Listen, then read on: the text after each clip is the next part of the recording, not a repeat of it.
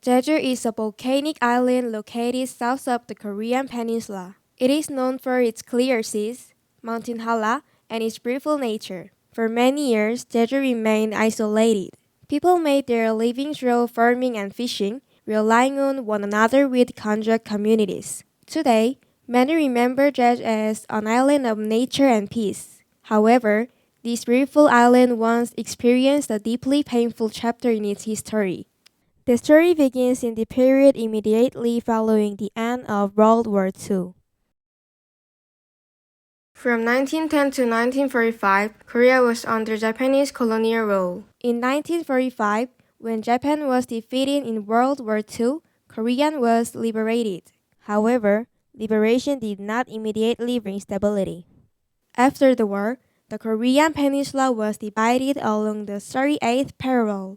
Soviet forces were stationed in the north and American forces in the south. This was also the beginning of the global Cold War. Two political systems, capitalism and communism, were competing for influence around the world, and Korea became part of that larger tension. At the time, a new national government had not yet been firmly established. Society was uncertain and politically unstable. On March 1st, 1947, during a commemorative gathering in Jeju, police gunfire resulted in civilian deaths. This incident caused widespread anger among residents, and it was followed by large-scale arrests and crackdowns. In 1948, a general election was planned in the southern part of the Korea. However, some residents in Jeju opposed holding an election, while the peninsula remained divided. In the early morning of April 3rd, 1948, armed groups attacked several police stations, marking the beginning of the uprising. This was not simply a local disturbance, it unfolded within the broader political uncertainty that followed liberation. Following the attacks, the government launched a strong counterinsurgency operation. Jeju was labeled by authorities as a region of serious security concern. During the suppression efforts, many mountain villages were burned, and a large number of residents lost their lives. Among the victims were not only members of armed groups, but also civilians, including women, children, and the elderly. It is estimated that around 30,000 people, approximately 10% of Jeju's population at the time, died during the years of violence. The conflict did not end quickly. It continued for several years, leaving the island in fear and division. Today, this period is known as the Jeju 4.3 incident.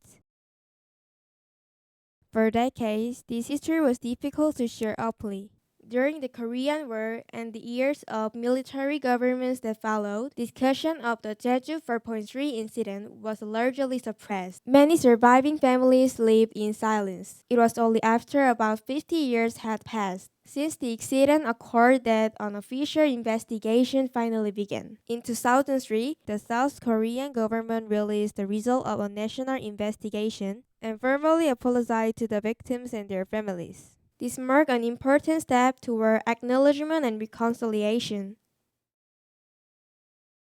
Today, the Jeju 4.3 incident is recorded as an important part of modern Korea history. It reminds us how political instability and ideological conflict during the early Cold War period led to profound human suffering. Jeju 4.3 Peace Park now stands as a memorial space. It honors the victims and encourages reflection on peace and human rights. Jeju has become not only an island of nature beauty, but also a symbol of remembrance and reconciliation. The tragedy that once unfolded on this beautiful island should not be forgotten. We need to remember this painful past so that such suffering will not be repeated. In 2024, the Korean novelist Han Gang became the first Korean and the first Asian woman to receive the Nobel Prize in Literature. Her novel, We Do Not Part, reflects on the history of Jeju 4.3 incidents. Understanding this history allows readers to engage more deeply with her work. For those who have watched this video, we encourage you to explore the novel and learn more about the chapter of the history.